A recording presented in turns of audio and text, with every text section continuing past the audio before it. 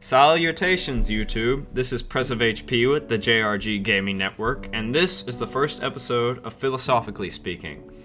On this show, we shall discuss what falls into the purview of the conundrums of philosophy, or in layman's terms, philosophical shit. This is my esteemed colleague, JV2017. Hello, sir.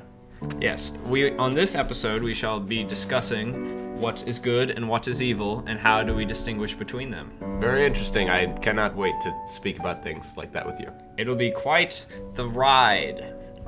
Yeah, quite the jolly rancher. First on the chopping block is how do we define good and evil. I think there's many criteria to consider, including the situation at hand and the consequences that will come out of the decision.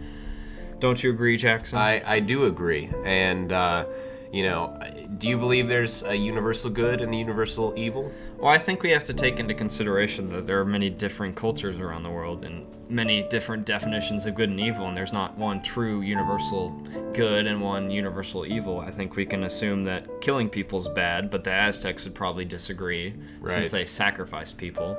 Well, let me ask you, is it bad to just murder somebody? Was it bad to just murder somebody in the Aztec society, but was it okay to sacrifice somebody?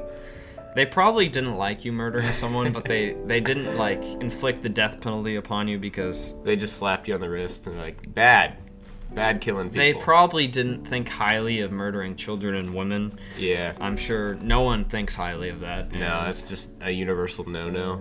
It is a universal no-no. I think that's one universal evil is killing children and women. As you can see in Syria today, they're killing children and women, and that's very bad. Very evil. Somehow people like the Russians stand up for them, but that's a different topic for a different day. Yes, different philosophically speaking. Yes. And so we must draw the line between differing cultures, and we must find a line between what is good and evil, and I think that we can decipher through considering the circumstances and considering the consequences, and each situation is different. I don't think there's one universal good or evil.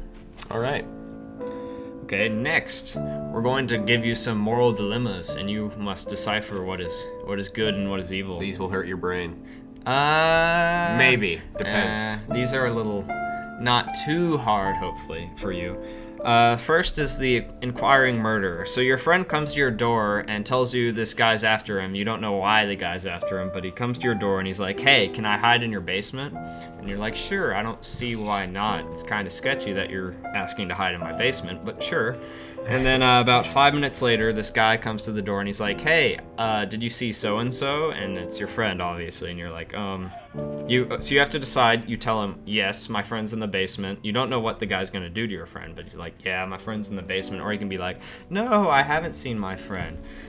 So what would I do? What would you do? You don't know the consequences, but let's say later that the guy who comes knocking on the door looking for your friend is a murderer and goes and kills your friend. Do you feel guilty? Okay, so first off, my decision, what kind of friend? Is this a good friend, or is this just, a guy I know? I think it's a good friend. If it's a good friend, and we're bros, and it's that kind of relationship, I believe I would not, I would ask this person why they want him. I would definitely do that. Well, and what if they're like, oh, I just want him to collect his debts because he owes me a lot of money? I don't know. I might hold the guy at the door and be like, okay, let me go ask my friend about. Oh, your friend's in there, and then he bum rushes the basement door, and then he pulls out a knife and kills. Then I'd pull out my Smith & Wesson 500 and blow his brains in. No, I'm just kidding. But seriously, I don't know. I would be very defensive. I would be cautious. In my opinion. So what we're asking here is, do you believe that's universally wrong to lie to the murderer, or you have to tell the truth or tell the lie? Do you think that's bad no matter what the consequences? And the second one is, do you deal with the consequences afterwards? Do you feel guilty if your friend is murdered or not? Okay. I would not feel guilty if I lied to this guy. I wouldn't at all, because it's not hurting me that I'm lying, and it's not hurting my friend. Does that make sense? But you have a universal truth that it's or universal evil to lie. Don't you agree with that? Sure, but I mean, it's not like we all don't lie, every bit. now and then, even if it is, quote, a little white lie, Yeah, I'm gonna have to say that I probably lied to the guy too, just because I know the outcome of the situation, and I know that my friend's probably gonna get killed. Because but what if this guy is like a very specific serial rapist? and he's a serial rapist? Well, no, you don't know. So that's why. Oh yeah, well then that wouldn't even factor in, I guess. Because you wouldn't know. Yeah, right. So Yes. So you people, you should tell us what you think. in the comment section below. Yeah, would you lie to this guy? Because he's a scumbag. Okay, and if you want to read more on that, it's Immanuel Kant's inquiring murder situation. That's where we took that from. Okay. Link in the description. Yes, we will link you in the description to these situations. And the second situation is kind of a more broad one. Let's say you're on the Titanic. How do you determine who gets on the lifeboat or not? Well, you could get like a really trustworthy person that is not going to get on the lifeboat, and you could get straws and cut them, and yeah. So you're saying leave it to fate. And leave it to fate. So we don't choose who goes on the lifeboat or not. We leave it to whoever draws sticks. Well, I was kidding, but I'd say, So is everyone equal in this situation? Well, now that I look at the Titanic, they obviously thought women and children were more important, so they put them on boats. But if you're, let's say, that rich guy, and you slip the lifeboat attendant 100, I think he'd let you on the boat. Yeah. So I think lifeboats.